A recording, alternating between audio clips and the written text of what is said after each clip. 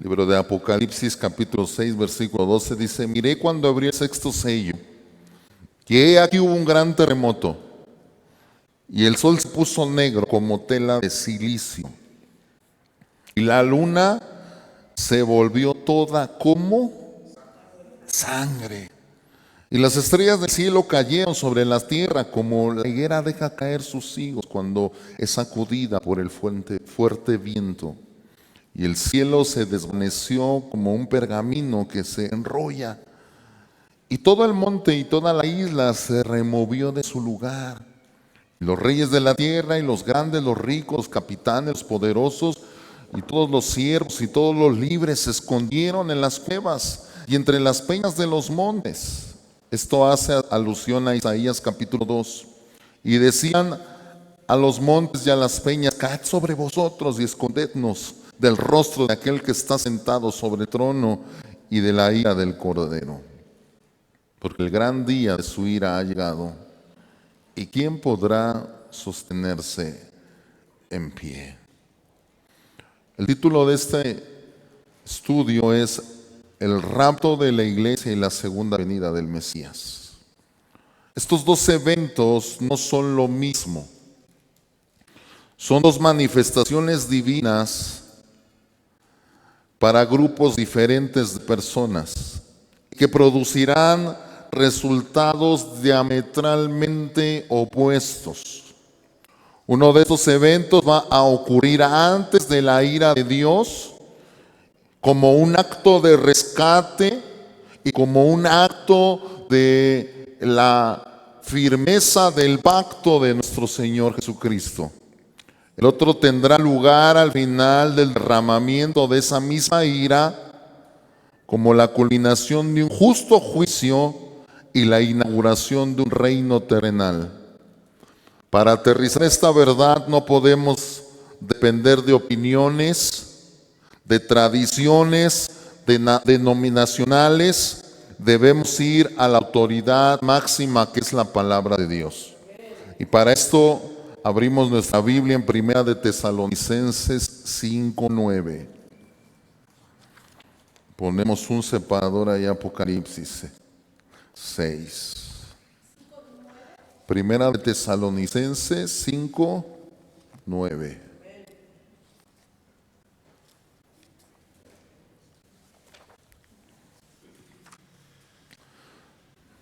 Dice la palabra de Dios así: porque no nos ha puesto Dios para ira, sino para alcanzar salvación por medio de nuestro Señor Jesucristo. En este texto es un pasaje que funciona como una brújula en cuanto a qué pasará en los últimos días. Dice: porque no nos ha puesto Dios para ira, sino para alcanzar salvación por medio de nuestro Señor Jesucristo. La palabra ira aquí, que es orge en el griego, orge, O-R-G-E, ira, se traduce al latín, pero la palabra ira que aquí se traduce se refiere a la ira, no se refiere, a la ira general de Dios contra el pecado de la vida cotidiana, ni se refiere al infierno eterno en un sentido abstracto. En el contexto de la carta a los tesalonicenses es un término técnico escatológico y se refiere a un periodo de tiempo específico, tangible y profetizado, en el cual Dios derramará su juicio, concentrándose sobre todo en la rebeldía del hombre. Y este día también se le llama el Día del Señor, que es una manifestación del terror judicial de Dios sobre una humanidad caída. Eso es a lo que se está refiriendo. No es una consecuencia de una mala acción, sino la ira es un periodo de tiempo. Es un periodo de tiempo, hablando escatológicamente. Pablo le dice aquí a los creyentes: a los nacidos de nuevo, porque Él está hablando aquí a quienes, a cristianos, a gente nacida de nuevo, a gente que es creyente. No le está hablando al mundo, le está hablando a quienes, a los hijos, a los escogidos. Pablo le dice a estos creyentes: no están destinados ustedes, no han sido programados ni asignados por decreto divino para entrar en este periodo de ira. Esto es una realidad. ¿Por qué? ¿Por qué no han sido preparados estos creyentes? Porque el exégesis de la redención nos enseña que para el Mesías nuestro Señor Jesucristo, para eso fue a la cruz y absorbió la ira judicial de Dios en su propio cuerpo, para que aquellos que están bajo el nuevo pacto, para que aquellos que creen en Él no experimenten el derramamiento de la ira escatológica. Esa es la exégesis de la cruz. ¿Qué es la palabra exégesis? Es el estudio completo de lo que se refiere a la cruz del Calvario. ¿Para qué fue Jesús a la cruz? Él estaba en la cruz y dice que cuando estaba recibiendo el castigo, dijo: Padre, ¿por qué me has abandonado? Porque fue el momento exacto donde Él recibió toda la ira de Dios. Aquel que no conoció pecado por nosotros fue tratado como un pecador. Él fue tratado como un pecador. Entonces, el estudio exegético de la cruz es el que no pecó por los pecadores, para que fuéramos librados de la ira.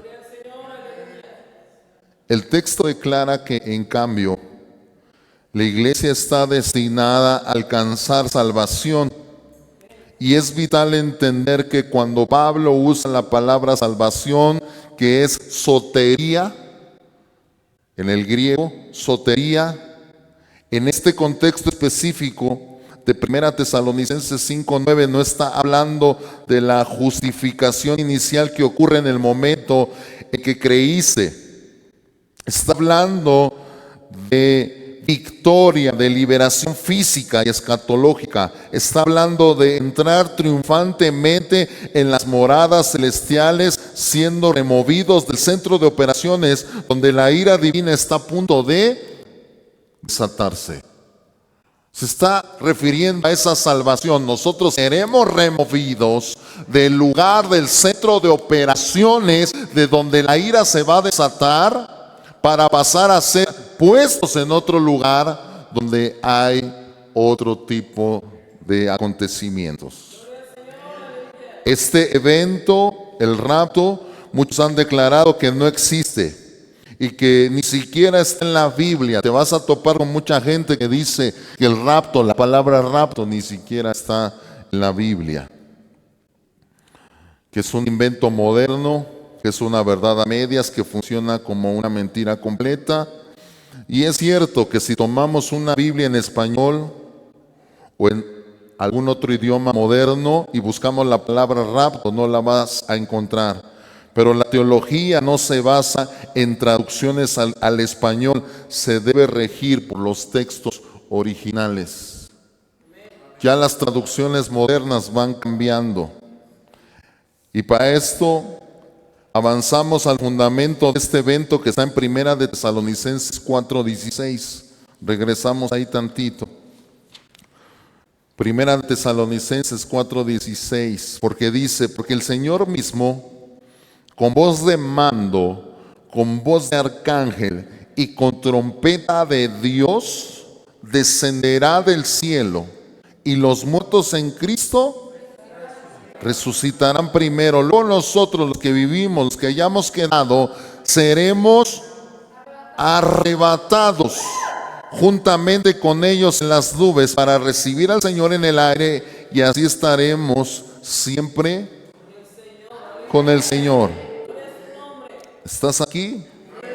Pablo describe una mecánica celestial sin precedentes. Nos dice que no todos moriremos, sino que el Señor mismo, con voz de mando, con voz de arcángel y con trompeta de Dios, descenderá del cielo, y los muertos en Cristo resucitarán primero. La palabra exacta que el Espíritu Santo decide usar aquí no es una sugerencia de movimiento suave. No es te movió suavemente. No es una sugerencia de movimiento. Es el griego arpazo. Arpazo, que significa arrancar, arrebatar con fuerza, remover rápidamente de un lugar eminente o reclamar algo que es de uno. Ese es el significado de la palabra aquí traducida como arrebatamiento, arpazo. Cuando la Biblia fue traducida al latín como la Vulgata latina, los eruditos tomaron el verbo arpazo y lo tradujeron con la palabra latina rapturo. Y la palabra rapturo es exactamente de la raíz lingüística de esa fidelidad del texto antiguo, de donde obtenemos la palabra rapto en nuestro idioma. O sea, fue arpazo en el original, se tradujo como rapturo en el latino, de donde se tiene la palabra rapto. El doctor Baruch declara que afirmar que el rapto no es bíblico por una cuestión de semántica en español es ignorar el peso monumental de la palabra arpazo. Es ignorar, es evadir ese peso. Esta palabra trae un peso muy grande. El arpazo no habla de un evento exclusivo como una obra quirúrgica que Dios hará para extraer a su iglesia, a la novia de Cristo. Un minisegundo celestial antes de que los cielos se rompan con el derramamiento de la ira de Dios. La segunda venida, entonces, es un evento de otra naturaleza completamente distinta. Recuerden el marco que establecimos, son tiempos diferentes para grupos diferentes.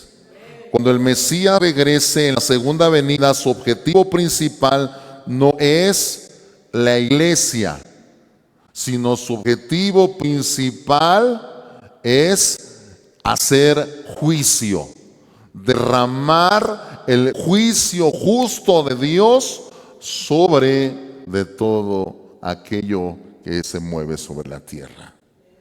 Entonces esto es grupos diferentes y tiempos diferentes. Así que si tú eres un creyente nacido de nuevo, injertado en el cuerpo del Mesías por su sangre, con toda seguridad no estarás listo para la segunda venida, sino debes de estar listo para el rapto. Y esto suena como que muy como hasta herético. Pero vamos a ver qué dice Primera de Tesalonicenses 3:13. Primera de Tesalonicenses, ¿qué? Para que sean afirmados vuestros corazones, irreprensibles en santidad, delante de Dios nuestro Padre, en la venida de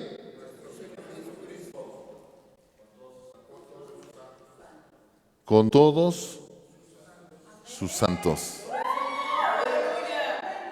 ¿Tú te estás preparando para la segunda venida o te estás preparando para el rapto?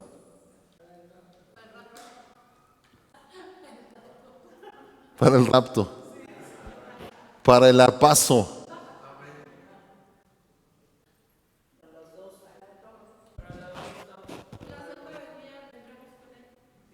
En la segunda venida no estaremos viendo al cielo, sino estaremos viendo del cielo a la tierra.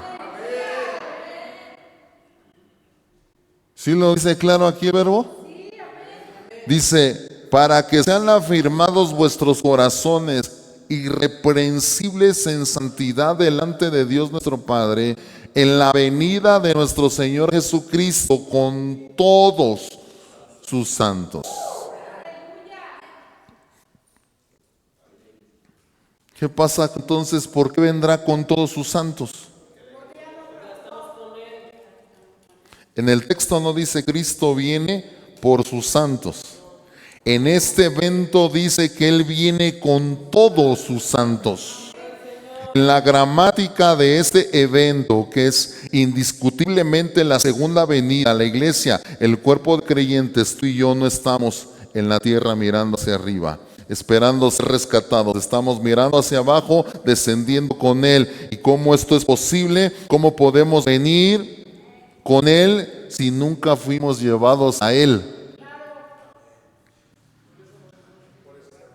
¿Estás aquí? No puedes venir con Él si nunca fuiste llevado con Él. Primero necesitas ser llevado con Él para después venir con Él. Y no se trata de que si esta es una doctrina moderna, si no es una doctrina moderna, ¿qué es lo que dice la palabra de Dios? ¿Qué es lo que dice la palabra de Dios? Porque aquí está diciendo que la segunda venida de nuestro Señor Jesucristo vendrá Él con todos sus santos. Y aquí es donde debemos conectar la escritura con el marco conceptual judío del primer siglo, específicamente con las palabras del Mesías en el Evangelio de Juan capítulo 14, que es el que leímos al principio. La noche antes de su crucifixión, Jesús le da a sus discípulos una promesa que está profundamente arraigada en las costumbres nupciales hebreas. Él les dice: voy pues a preparar lugar para vosotros, y si me fuese, les voy a ir a preparar una morada en casa de mi Padre, pero vendré otra vez y os tomaré a mí mismo, para que donde yo estoy, vosotros también. El diseño de Cristo nunca fue regresar a la tierra, recoger a su novia e inmediatamente quedarse aquí para pelear la guerra y extraer aquí un lenguaje de milenio, sino Él viene, nos toma a sí mismo. Esto es el arpazo, el rapto, y nos lleva al lugar, el lugar que Él ha estado preparando en los cielos. ¿Por cuánto tiempo estaremos ahí? Esta es la pregunta. La Biblia indica que estaremos con el Mesías en esta dimensión celestial mientras la tierra experimenta su periodo más oscuro. Por lo tanto, cuando los cielos se abran en el Apocalipsis capítulo 19 y Él descienda en su segunda venida como un rey guerrero coronado con gloria, listo para destruir a sus enemigos de Israel y liberar al pueblo judío, nosotros estaremos con Él. Este es el punto de anclaje teológico que no puede pasarse por alto. Son acontecimientos que irán subsecuentemente. La segunda venida tiene como objetivo principal la liberación física y espiritual de Israel, específicamente hablando del pueblo étnico. El pueblo étnico que por muchos tiempos, por muchos años no ha creído en Jesús, aún habrá una esperanza para para ese pueblo que esté en ese tiempo aún en la segunda venida de nuestro Señor Jesucristo. Nosotros creemos que el pueblo de Israel está compuesto de judíos y gentiles. Eso es correcto. El pueblo de Israel está cubierto de gentiles y de judíos que se han salvado de generación en generación desde Jesucristo hasta su segunda venida. Pero también creemos que hay un remanente fiel del pueblo de Israel que en ese momento, ¿verdad?, Dios todavía no ha acabado ahí con ellos. Así que un periodo que la Biblia llama en Jeremías capítulo 30, versículo 7, y lo define proféticamente como el tiempo de la angustia de Jacob. Jeremías 30, 7. No lo vamos a leer, apúntenlo nada más. Es un tiempo profético que se titula La angustia de Jacob. Así que nosotros creemos que Dios es exactamente en su lenguaje Si la iglesia estuviera destinada a atravesar la totalidad de este juicio, los profetas lo habrían llamado la angustia de los santos. Pero no se titula así, sino se llama la angustia de Jacob, porque es un trato específicamente para el pueblo étnico de Israel.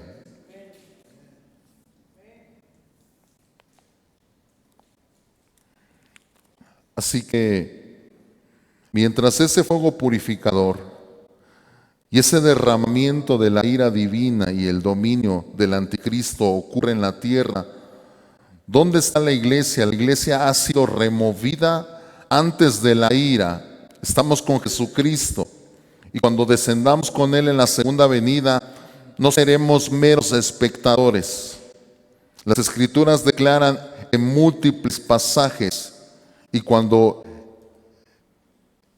Él establezca su reino terrenal y el reino milenial, nosotros vamos a gobernar con Él sobre las naciones y pasaremos de ser perseguidos a estar en una era de administración de justicia del Rey y una verdadera justicia establecida sobre la tierra.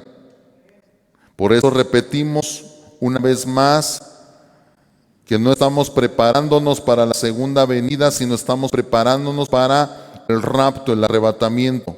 ¿Y qué significa con prepararte? Cuando te digo que debes de prepararte, significa recibir el mensaje del Evangelio ahora, tal y como es. Hay una iglesia que se prepara como esas 10 vírgenes con aceite. Cuando te digo que la iglesia en esos tiempos se prepara, es recibir y someterse, no solamente recibir el Evangelio, sino someternos al señorío de Cristo. No solamente someternos al señorío de Cristo, sino es caminar en la verdad innegociable de las Escrituras. En estos tiempos dice que antes de que viniera el Hijo del Hombre a ser manifestado, habría falsos profetas que declararían que Cristo no es Dios. ¿Sí o no? Y eso lo hemos estado estudiando con el transcurso de las semanas. Nosotros estamos preparándonos para ser guiados por el Espíritu Santo en santidad y vivir con Él la experiencia ardiente de su retorno, porque Él viene pronto. Y estos son dos eventos distintos. El rapto viene a extraer a la iglesia antes de la ira, y la segunda venida a traer un reino de justicia y a marcar un reino donde la ira de Dios se va a desatar. Esto es así.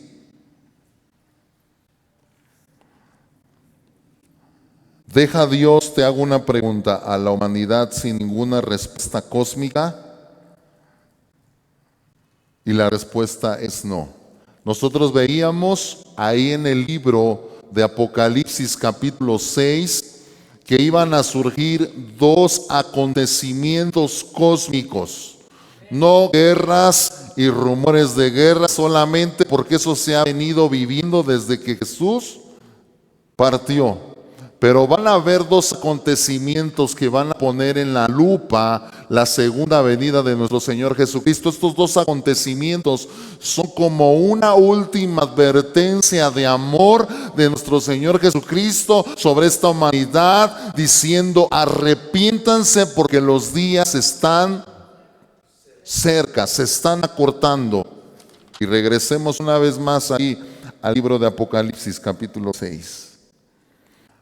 Apocalipsis capítulo 6, versículo 12. Y miré cuando abrió el sexto sello, y he aquí hubo un gran terremoto, y el sol se puso negro como tela de silicio, y la luna se volvió toda como sangre.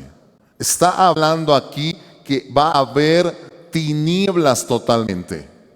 Va a haber un oscurecimiento completo y total. Este es un acontecimiento que se va a presentar ante toda la humanidad. Estas dos señales anuncian la inminencia del rapto y del juicio. Ahora existen similitudes asombrosas entre estas dos señales porque ambas se involucra el sol y la luna y una oscuridad de los cielos. Porque antes de que aparezca el rapto se marca esta señal, pero antes de que aparezca la segunda venida de Cristo también se marca una señal semejante, y esto lo vamos a ver un poquito más adelante en Mateo capítulo 24. Así que estas son señales, y ambas señales involucran al sol, a la luna y a un oscurecimiento total de los cielos. Y en consecuencia de las similitudes de estos textos, los estudiosos han confundido pasajes de la Biblia en Mateo, Apocalipsis y en los profetas del Antiguo Testamento como pasajes que están hablando de un mismo acontecimiento. Pero cuando se tiene una correcta exégesis y leemos los textos con detenimiento, descubrimos que hay diferencias grandes y cruciales, decisivas en lo que le pasa a la luna antes del rapto y lo que le pasa a la luna en la segunda venida. Para entender estos dos diferentes acontecimientos, nos vamos a ir al discurso del monte, capítulo 24 de Mateo. Mateo, capítulo 24. Y vamos a estudiar los versículos 29, 30 y 31.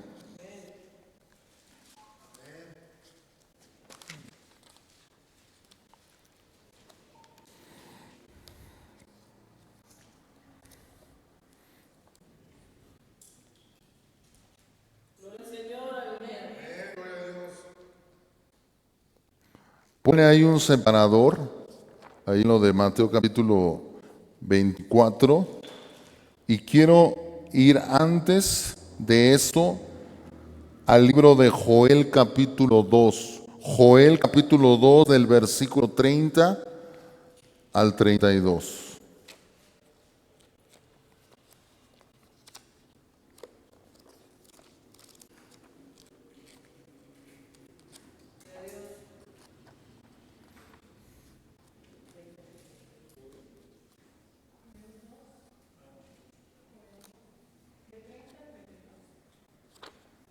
Joel 2, porque no podremos entrar de lleno a Mateo sin antes profundizar en los profetas del Antiguo Testamento. Porque intentar construir un edificio desde el techo no funciona, tenemos que ir a los fundamentos. Los fundamentos los encontramos en los profetas del Antiguo Testamento. Jesús no estaba inventando una doctrina nueva escatológicamente hablando desde Mateo 24. Él estaba citando, cumpliendo y expandiendo lo que ya se le había revelado a los profetas de Israel. Por lo tanto, antes de entrar a la revelación de Mateo 24, tenemos que hacer un viaje a las raíces y vamos a ir a un pasaje anterior, Joel 2, versículo 30 y 32.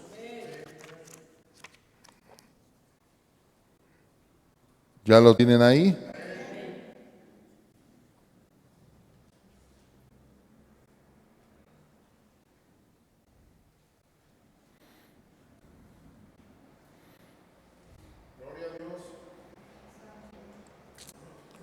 Y daré prodigios en el cielo y en la tierra, sangre y fuego, y columnas de humo. El sol se convertirá en tinieblas y la luna en sangre, antes que venga el día grande y espantoso de Jehová. ¿Estás aquí? Y todo aquel que invocare el nombre de Jehová será salvo. Porque en el monte de Sión y en Jerusalén habrá salvación, como ha dicho Jehová, y entre el remanente del cual él habrá llamado. Esto es lo que va a pasar antes del rapto. ¿Estamos aquí? Es una señal que va a haber en el cielo, como una señal inminente de la misericordia de nuestro Dios, como una última advertencia para todo aquel que no ha podido creer en Él. ¿Cuánta gente ha escuchado de Dios? ¿Cuánta gente se le ha compartido la palabra de Dios? La gente no cree, la gente no entiende lo que va a pasar y lo que viene. Pero nuestro Dios es un Dios de misericordia. Dice que antes de que venga el día grande de Dios, esto va a pasar. ¿Por qué? Porque todo aquel que invocare el nombre del Señor será salvo. O sea, va a venir esta señal en el cielo. El sol se convertirá en total oscuridad y la luna en sangre. Y entonces vendrán esas señales y todo aquel que invocare el nombre del Señor será salvo. Estamos aquí. Ahora te voy a leer un poquito lo que es lo que hacen los judíos, o lo que hacían los judíos durante estos acontecimientos. Los judíos leen este texto durante la Pascua. Y esto nos da una llave estructural para lo que vamos a estudiar. Este pasaje nos da una señal exacta para entender cuándo ocurre la primera gran señal en los cielos. Una señal que involucra sangre y fuego y un cambio de color en la luna, que el mundo entero no podrá ignorar.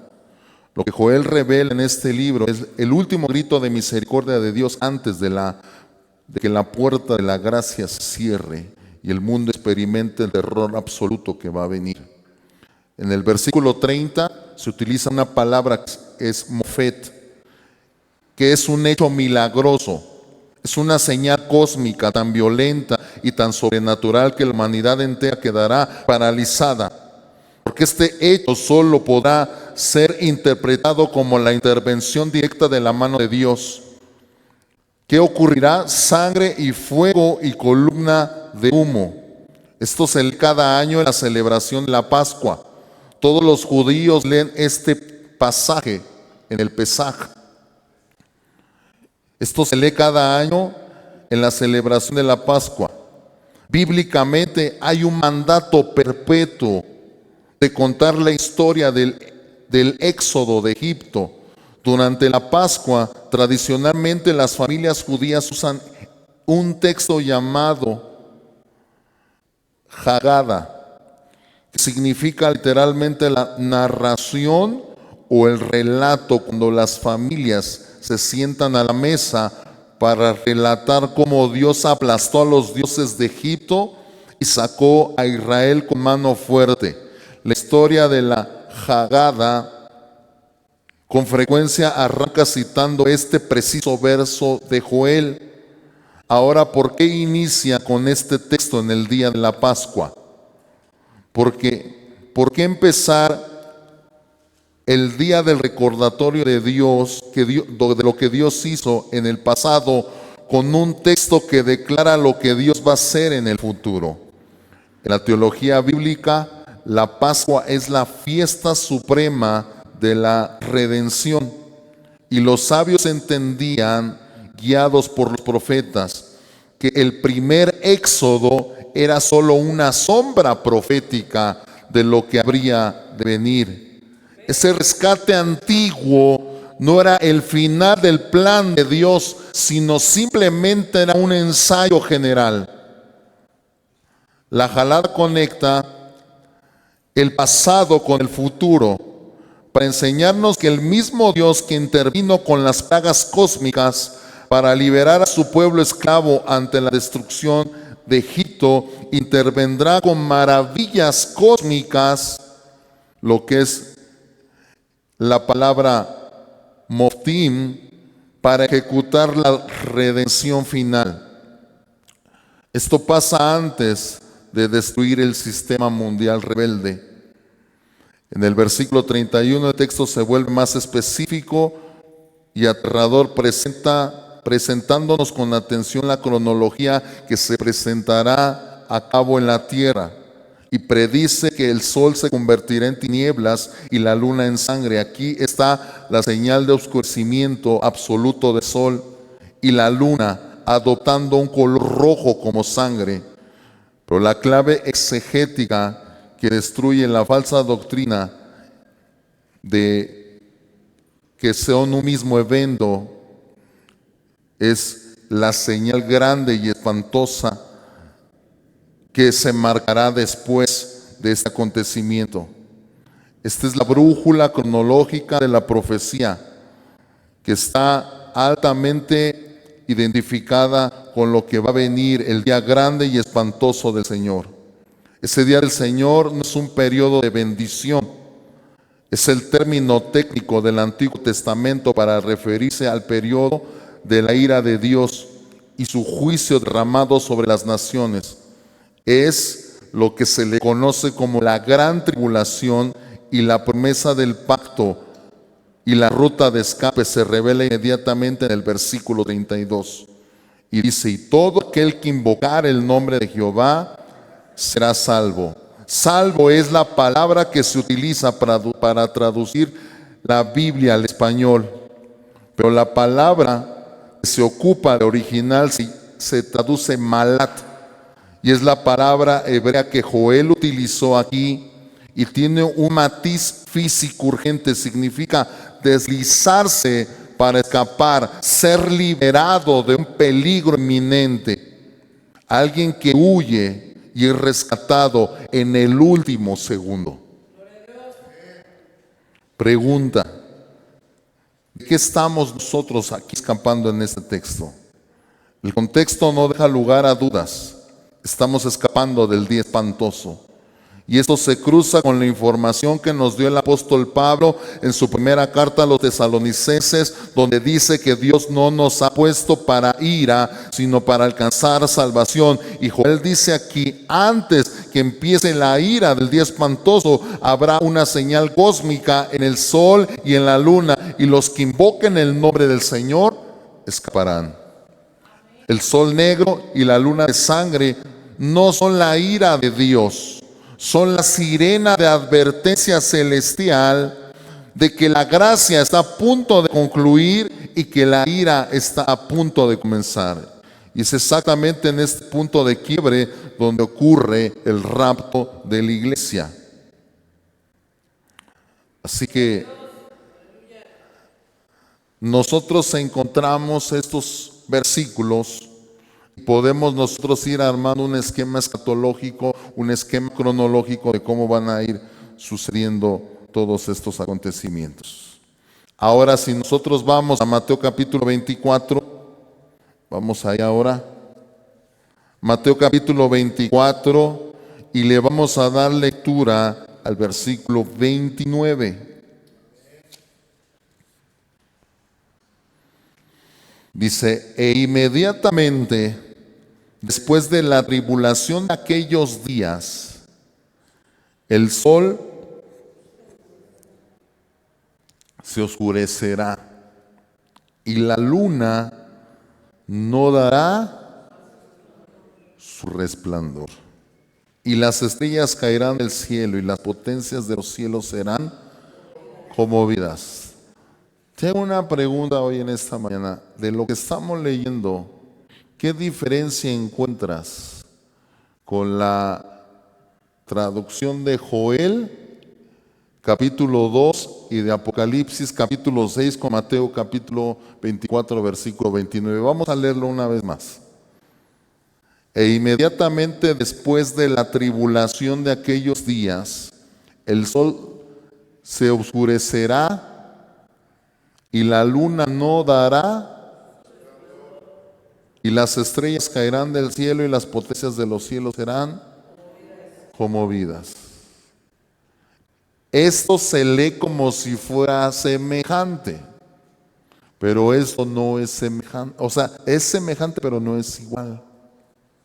El sol se oscurecerá, pero en el acontecimiento de la última advertencia dice que la luna se llenará de sangre, ¿sí o no?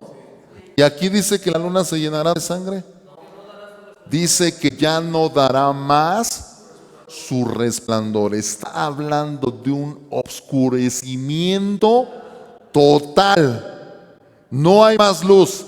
Cuando dice que las estrellas se caen es de escasez de luz, o sea, no haya más luz. Y dice en el versículo 30, entonces, después de que haya todas estas manifestaciones de oscuridad, aparecerá la señal del Hijo del Hombre en el cielo, y entonces lamentarán todas las tribus de la tierra, y verán al Hijo del Hombre viniendo sobre las nubes del cielo, con poder, con gloria, y no dice aquí, pero lo dice en Primera de Tesalonicenses, y con todos sus santos. Primera de Tesalonicenses 3:13. Porque aquí lo que está hablando ya Mateo capítulo 24, del versículo 29 en adelante, no es el rapto, está hablando de la segunda venida. Por eso es que nosotros tenemos que interpretar correctamente las palabras de las Sagradas Escrituras. Dice ahí mismo, y enviará a sus ángeles con gran voz de trompeta, y juntarán a sus escogidos de los cuatro vientos, desde el extremo del cielo hasta el otro. De la higuera aprended la parábola: cuando ya su rama está tierna y brotan las hojas, sabéis que el verano está cerca. Así también vosotros, cuando veáis todas estas cosas, conoced que está cerca a la puerta. De cierto os digo que no pasará esta generación hasta que todo esto acontezca. El cielo y la tierra pasarán, pero mis palabras no pasarán. Pero el día ni la hora nadie lo sabe, ni aun los ángeles del cielo, sino solo mi Padre. Esta es una profecía, lo que está diciendo aquí abajo del libro de Zacarías capítulo 10. Zacarías 12:10. Vamos rápidamente a eso. Zacarías 12. ¿Qué hizo el pueblo de Israel? El pueblo de Israel se rebeló, el pueblo de Israel negó a Cristo, y el pueblo de Israel, ¿qué hizo? Azotó a su Mesías, ¿sí o no? Dice ahí Zacarías 12:10, y derramaré sobre la casa de David y sobre los moradores de Jerusalén espíritu de gracia y de oración, y mirarán a mí, a quien traspasaron, y llorarán como se llora por un hijo unigénito, afligiéndose por él como quien se aflige por el primogénito. En aquel día habrá gran llanto en Jerusalén, como el llanto de Jadradino en el valle de Megiddo, y la tierra lamentará cada linaje, aparte los descendientes de la casa de David por sí, sus mujeres por sí, los descendientes de la casa de Natán por sí, sus mujeres por sí, los descendientes de la casa de Leví por sí, sus mujeres por sí, los descendientes de Simeí por sí y sus mujeres por sí, todos los otros linajes, cada uno por sí y sus mujeres por sí. Cuando está diciendo en el libro de Apocalipsis, habla de una última oportunidad que tiene el pueblo de Israel. El pueblo de Israel le negó, el pueblo de Israel le traspasó. Pero dice aquí, cuando está hablando de Mateo capítulo 24, versículo 31, dice, y enviará a sus ángeles con gran voz de trompeta, y juntará a sus escogidos de los cuatro vientos, desde un extremo del cielo hasta el otro. ¿De qué escogidos está hablando aquí? Del pueblo de Israel étnico, del remanente. Amén, gloria a Dios, porque la iglesia ya fue raptada y nosotros ya venimos con Él. Y cuando Él manda a los ángeles porque el pueblo de Israel está disperso por todas partes del mundo.